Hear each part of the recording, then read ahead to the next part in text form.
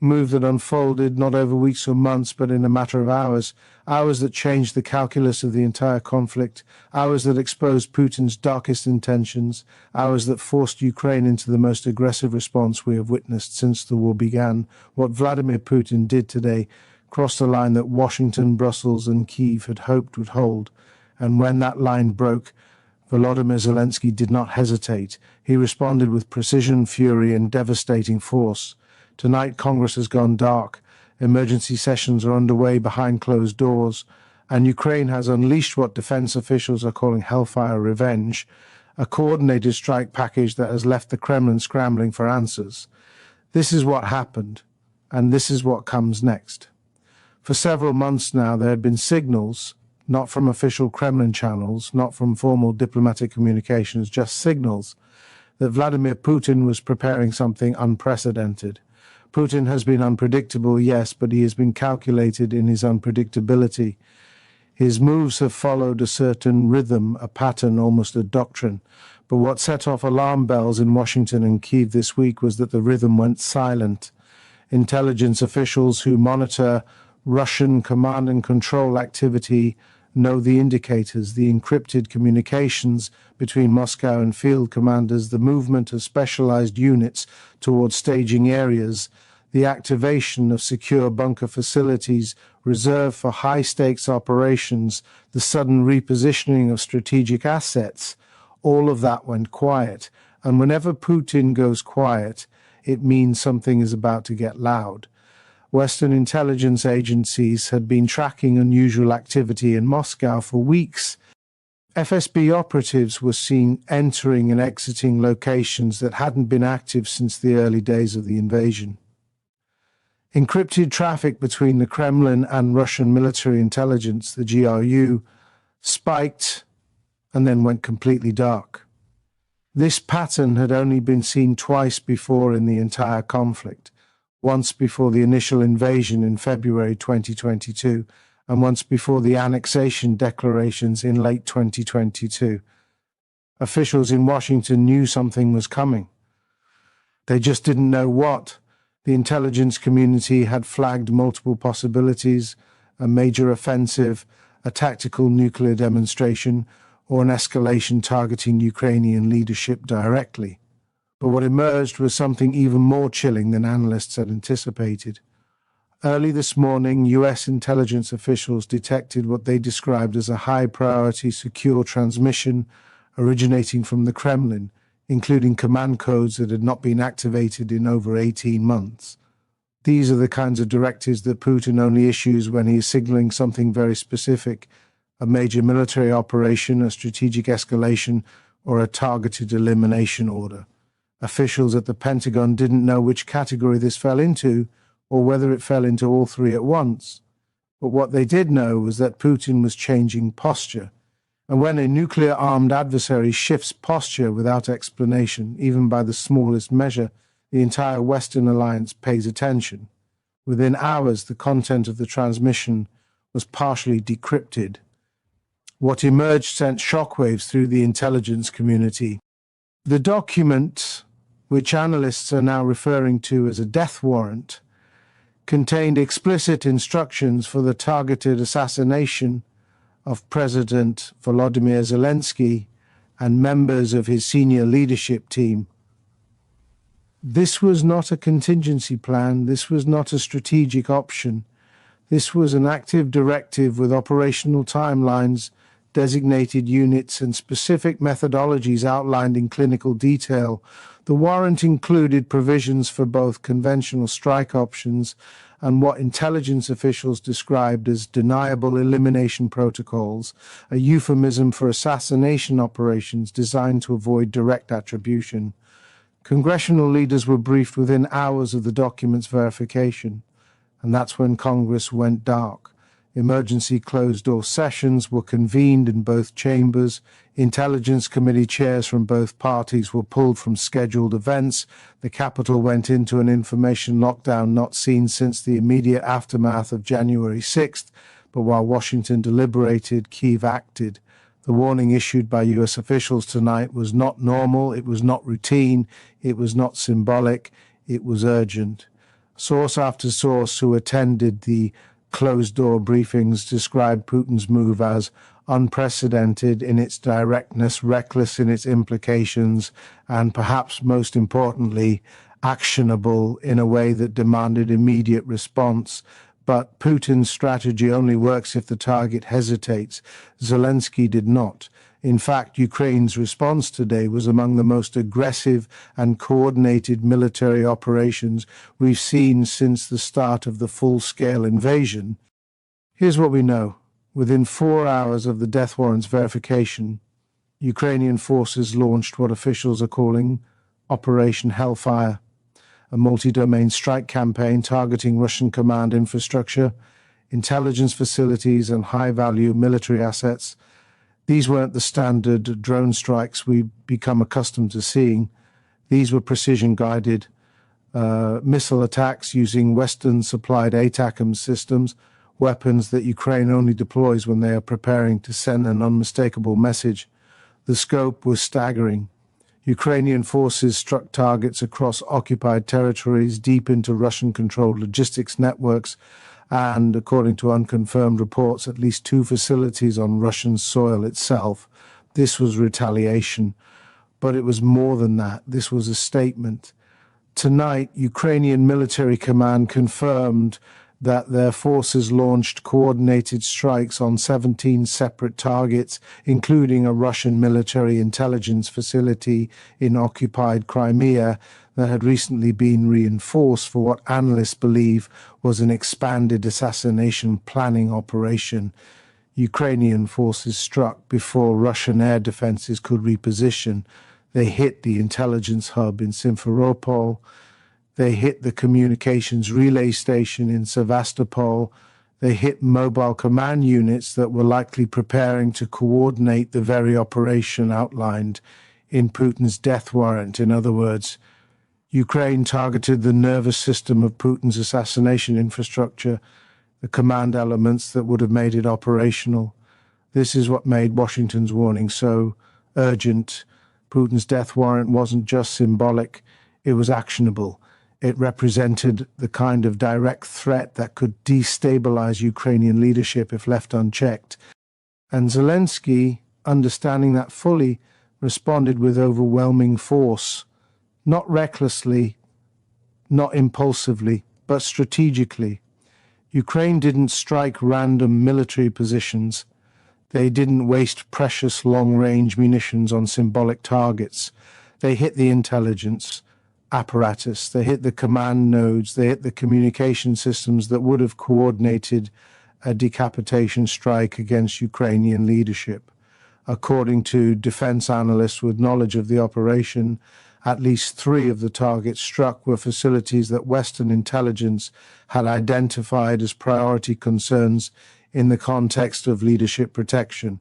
One facility, located in the outskirts of occupied Mariupol, was believed to house GRU operatives who had been tracking Zelensky's movements for months. Another target, a secured communications bunker near the Kerch Strait, was reportedly used to coordinate covert operations throughout southeastern Ukraine. Both facilities are now destroyed. Ukrainian Special Operations Forces also conducted concurrent cyber operations targeting Russian military networks, according to sources familiar with the campaign. The full scope of these digital strikes remains classified, but officials describe them as complementary to the kinetic operations designed to blind Russian intelligence at exactly the moment their physical infrastructure is being destroyed. And here's where the story becomes even more significant. Intelligence officials now believe that Putin's death warrant was designed to test the resolve of Western support for Ukraine after months of political uncertainty in Washington. Putin wanted to see whether the incoming administration would hesitate, whether NATO allies would fragment, whether Ukraine would be isolated at the moment of greatest danger. But instead, the opposite happened. Zelensky didn't hesitate. He launched a response that was so immediate, so devastating, that even the Kremlin noticed. You don't get Putin's attention easily, but today Ukraine did. Senior defense analysts speaking with multiple outlets under anonymity described Putin's death warrant as escalation through intimidation, a way to break Ukrainian morale and fracture Western unity. But Ukraine proved today that they remain both capable and willing. Their strikes were not only devastating, they were calibrated so precisely that every target served a strategic purpose. That precision matters because it shows Ukraine's intelligence capabilities. It shows that Ukraine is not merely defending, they are actively dismantling the infrastructure that threatens them. The message to Putin was unmistakable. Any attempt to eliminate Ukrainian leadership will be met with the systematic destruction of the apparatus designed to carry out such operations. It was not just defense, it was deterrence through demonstrated capability. And tonight, that capability is on full display. As reports continued coming in throughout the evening, we learned more about the scale of Ukraine's response. Ukrainian Air Force units carried out precision strikes using French-supplied Scalp missiles, forcing the evacuation of at least 2 Russian command posts. Ukrainian naval drones targeted Russian vessels in the Black Sea that had been repositioned in the last 72 hours, vessels that intelligence officials believe were being prepared for a coordinated strike operation. Ukrainian cyber warfare units, operating in coordination with ground forces, reportedly disrupted encrypted communication channels used by Russian military intelligence to coordinate operations across occupied territories. This wasn't just retaliation. This wasn't just symbolic resistance. This was strategic decapitation. This was infrastructure denial. And infrastructure denial is the one thing Russia has struggled to maintain since the earliest months of the invasion. For every advance the Kremlin has made, Ukraine has countered with something that degrades their ability to hold and operate. Tonight, that pattern continued with devastating effectiveness. Defense officials estimate that the strikes destroyed or severely damaged equipment and facilities worth hundreds of millions of dollars, not including the intelligence and operational value that cannot be easily replaced. Remember, Putin thought the war would be over in 3 days. He thought Ukrainian leadership would flee. He thought the West would impose sanctions and move on. He thought NATO would fracture under economic pressure. He thought Zelensky would accept terms by the summer of 2022. But tonight, the exact opposite is happening. Ukraine is stronger militarily than at any point since the invasion. Western support, despite political turbulence, remains operational. And Zelensky, the very leader Putin has now explicitly targeted, just ordered the most aggressive strike campaign of the entire conflict. Every assumption Putin made about this war has been proven wrong, and tonight his most dangerous assumption, that he could target Ukrainian leadership without consequence, has been shattered. What makes this moment so critical and so dangerous is that Putin's death warrant happened at a time when the Russian president is under extraordinary internal pressure. Military hardliners want faster progress on the front lines. Economic advisors want relief from sanctions. Regional governors want an end to the casualties that are destabilizing their territories. And oligarchs, those who remain in Putin's orbit, want stability for their investments. Putin is balancing these demands while facing a conflict that has no clear resolution. And when leaders in that position make sudden aggressive moves, they're not doing it from strength, they're doing it from pressure, they're doing it from vulnerability. The death warrant in this context was not just a military directive, it was a political signal. Putin was trying to demonstrate to his own inner circle that he remains capable of decisive action, that he can still strike at the heart of his adversary. But Zelensky's response tonight demonstrated something equally important, that Putin's threats are not going unanswered, that targeting Ukrainian leadership will result in the systematic destruction of the infrastructure designed to carry out such operations, and that Ukraine, far from being intimidated, is prepared to escalate. The warning issued by US officials, now circulating through diplomatic channels worldwide, was designed to signal that Washington is not willing to allow the assassination of a democratically elected leader to proceed without consequence. Senior officials said plainly that Putin's death warrant was inconsistent with the norms of international conduct and represents a fundamental escalation of the conflict. There is diplomatic language for "this crosses every line, and we will respond accordingly." You don't usually hear that tone from the State Department unless something serious is at stake. Behind closed doors, the message was reportedly even more direct. Congressional leaders from both parties emerged from closed-door briefings with unusual unanimity. When asked about the nature of the briefings, one senior senator said simply, "This changes things." Another described the mood as somber but resolved. The United States, for all its political divisions, appears unified in its response to this development. Meanwhile, President Zelensky addressed the Ukrainian people and the world in a defiant, measured speech tonight. He said, "Putin signed his name to a document demanding my death. I signed orders for the destruction of every facility designed to carry out such an operation." He said, "Ukraine does not negotiate with terrorists. We do not cower before threats. We eliminate them."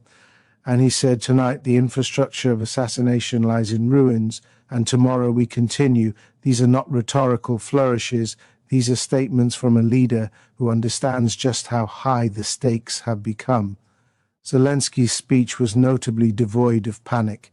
Instead, it projected the calm confidence of a leader who had already taken action and whose actions had already produced results. The message was clear: Ukraine will not be intimidated into submission. Here's what makes the situation even more concerning. Putin's death warrant wasn't isolated. Along with the assassination directive, Russian forces increased artillery bombardment along the entire eastern front line, suggesting a coordinated escalation. Russian cyber units launched attacks against Ukrainian government infrastructure, attempting to disrupt communications. Russian state media increased propaganda targeting Western support for Ukraine, framing Zelensky as a legitimate military target. All of this happened within the same 72-hour window. When Putin moves multiple pieces at once, it means something larger is underway. The death warrant may have been the centerpiece of this operation, but it was clearly part of a broader strategy, one designed to destabilize Ukraine on multiple fronts simultaneously. Tonight, that strategy has backfired. Ukraine's response was faster, more coordinated, and more devastating than anything Putin appears to have anticipated. Intelligence analysts are now considering several possibilities. One is that Putin is preparing for a major spring offensive and issued the death warrant to decapitate Ukrainian leadership before it begins. Another is that Putin is attempting to create a crisis that justifies emergency measures within Russia itself, consolidating power under the pretext of existential threat. A third possibility, the one worrying officials the most, is that Putin is attempting to create conditions for negotiations by eliminating Zelensky and installing a more compliant leadership in Kyiv. But today, Zelensky took that card off the table. He didn't wait for diplomatic intervention. He didn't defer to international condemnation. He didn't appeal to the UN Security Council. He struck back immediately, with precision and with devastating effect. The facilities that would have coordinated any assassination attempt are now destroyed. The intelligence networks that tracked his movements are now compromised. And the message to Moscow is unmistakable. This path leads only to escalation. What we're watching now is a test of resolve.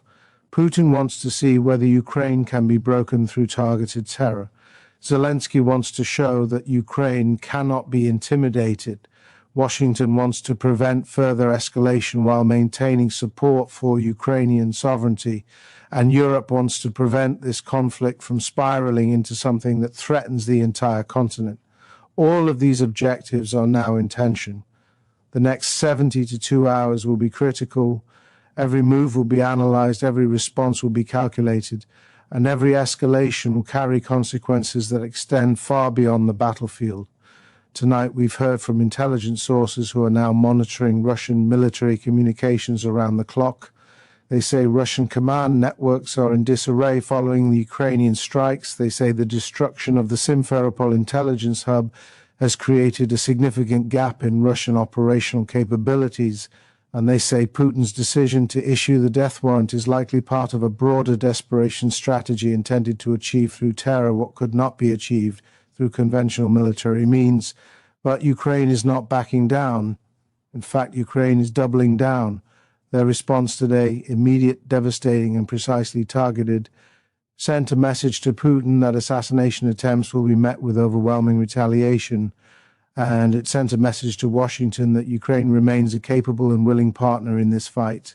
Tonight, those messages are resonating through every capital in the world. As the night goes on, we expect more details to emerge about what exactly Putin hoped to achieve with this unprecedented escalation. But what we do know is that Ukraine's response was timely. It prevented the consolidation of assassination infrastructure. It disrupted Russian intelligence operations at a critical moment. And it demonstrated to the world that Ukraine will not be a passive target. What happens next will depend on what Putin does in the next 48 to 72 hours. If he chooses to de-escalate, this moment will be remembered as the point where targeted terror failed. If he chooses to escalate further, Ukraine and its allies have already shown they are prepared. They have shown they are capable. They have shown they are ready to respond. And tonight, for the first time in months, the Kremlin appears to be recalculating. Moscow is quiet, too quiet. And when Putin is quiet, it means he is planning. It means he is choosing his next move carefully. Because tonight, Vladimir Putin learned something that he has learned many times before but refuses to accept. Ukraine does not break. Zelensky does not flee. And the infrastructure of terror can be destroyed faster than it can be rebuilt. This story is far from over. But tonight, one thing is clear. Putin's death warrant has been answered. Ukraine's response has been devastating.